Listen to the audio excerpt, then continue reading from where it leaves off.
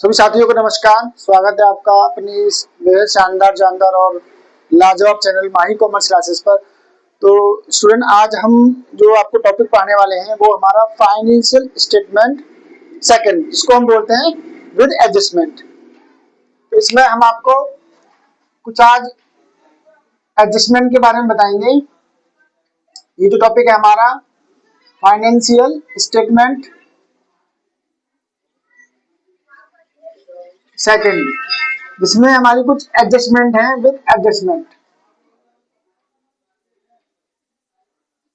जिनको हम समाज योजना बोलते हैं। तो इनके बारे में आज हम डिटेल में पढ़ेंगे कि ये होती क्या है। जब हम अपनी कंपनी में कुछ चीजें प्रॉफिट कमाने के लिए या आने वाले भविष्य में हमें अपने लाभ हानि को अच्छी तरह से पता करने के लिए, वास्तविक स्थिति को जानने के लिए एडजस्टमेंट की करनी पड़ती है, ताकि हमें ये पता चल सके कि हमारे व्यापार की एक फाइनेंशियल पोजीशन क्या रही है। इसीलिए हम पहले से ही एडजस्टमेंट करके चलते हैं, जैसे कि फिक्स एसेट पर डेबिटेशन लगाना, आउटस्टैंडिंग, यानी कि जो हमारे जो अकाउंटिंग में क्या होता है कि हमेशा ट्रांजैक्शन पर काम होता है, यानी कि जब सौदा हुआ, यानी कि जब ट्रांजेक्शन हो गया, हम उसके आधार पर चीजें लिखते हैं। यानी कि ऐसा नहीं कि आपने उधार माल ले लिया नगद नहीं, आपके माल बिकने चाहिए, उधार बिके नगद बिके, ठीक है ना। तो ये उधार या माल नगद बिक गया, ठीक है, लेकिन जब पैसा आया, अब देखो कोई बात, तो एक आदमी ऐसा है जो पैसा लेता है तुरंत, यानी कि माल लेता है तुरंत उसका पेमेंट कर देता है। कोई 10 दिन बाद पेमेंट करता है, तो आप क्या क्या करेंगे? 10 दिन बाद उसका हिसाब रखेंगे नहीं ना। जो पैसा तुरंत दे रहा है, उसने कोई सामान लिया, पैसा तुरंत दे दिया, तो आपके पास पैसा आ गया। लेकिन एक आदमी जो उधार माल ले गया, उसके पास कहाँ गया? तो इन चीजों को बचने के लिए हम क्या करते थे? एडजस्टमेंट करते थे। जो दे गया उसका हमें कैश मिलेगी, जो नहीं दे गया उसका क्या होगा? आप भूल जाएंगे। तो क्या करते हैं? उसको याद करने के लिए हम क्या कर देते हैं? एडजस्टमेंट कर देते हैं। यानी कि हमारी बिक्री तो हो गई, लेकिन पैसा नहीं आया। पैसा कब मिलेगा? बाद में, या कोई एडवांस दे दिया, ठीक है ना, तो भाई आपका हमारा इतना एडवांस ले लो। तो इन सब चीजों को हम क्या बोलते हैं? एडजस्टमेंट बोलते हैं, समाज में बोलते हैं। यानी कि जब हम अपने फाइनल अकाउंट बनाने से पहले हमें एडजस्टमेंट को करना पड़ता है, ताकि अपने फाइनल पोजीशन को हम अच्छी तरह से पता कर सकें। क्योंकि हमें नगद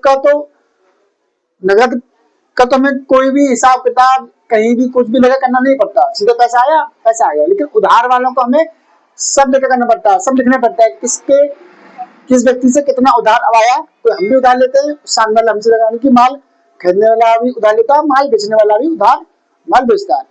तो इन सब के लिए हमें एडजस्टमेंट करनी पड़ती है, ताकि हमें तो कुछ जो आपकी जो मेन इंपोर्टेंट जो समायोजन है उनके बारे में हम बताएंगे। जैसे कि हमारा बहुत समायोजन है, लेकिन मैं आपको कुछ बताऊंगा जो इंपोर्टेंट है, जो मेन आपके पेपर में आती है ज्यादातर। जैसे एक होता है आपका आउटस्टैंडिंग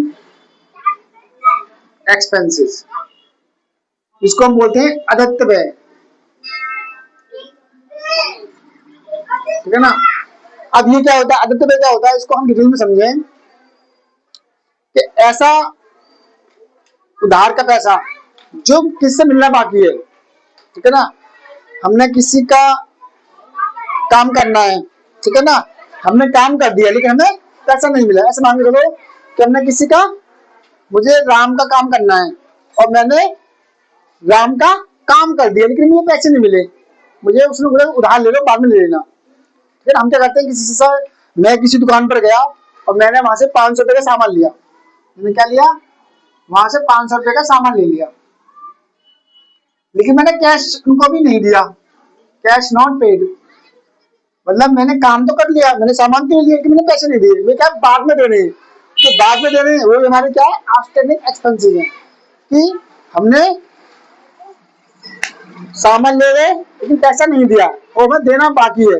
तो हमें देखते हैं कि उसमें लिखा आता है जिसमें 500 रुपए का देना बाकी है। तो ऐसे आउटस्टैंडिंग को हम क्या करते हैं कि, और एक चीज और कि जितने भी एडजस्टमेंट होती हैं इनकी एंट्री 2 टाइम्स होती है।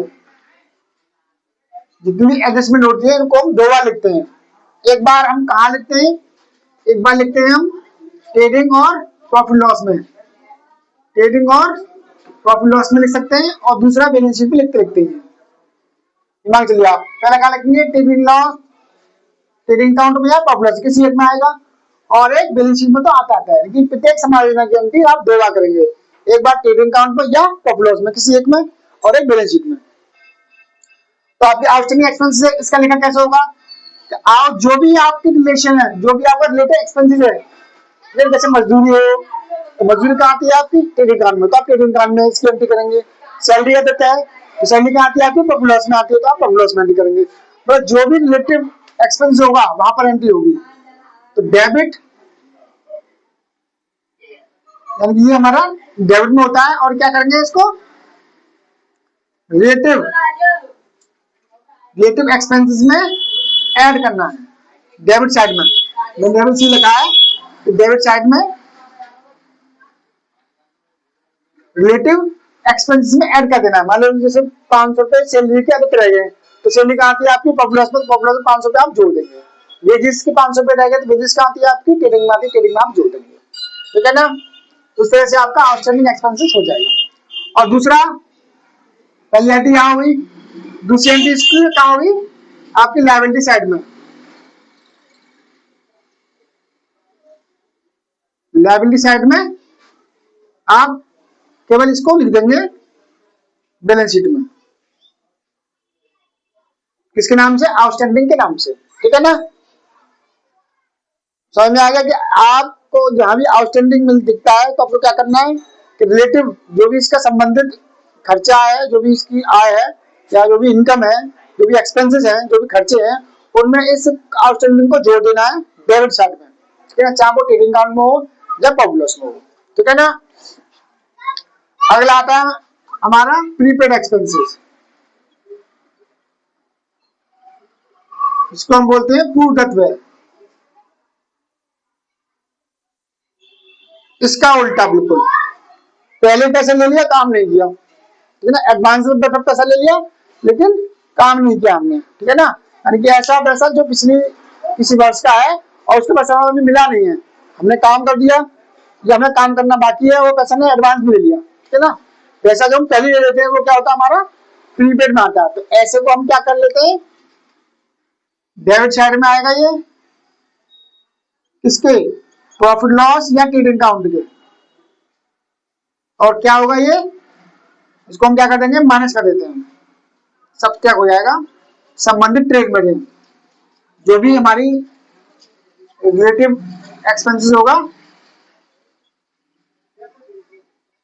ठीक है ना। और दूसरा ये कहाँ आएगा आपका एसेट साइड में,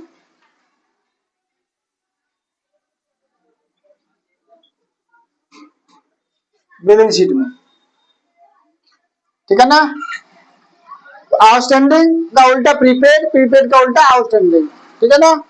उसके बाद में आपका आता है क्लोजिंग स्टॉक।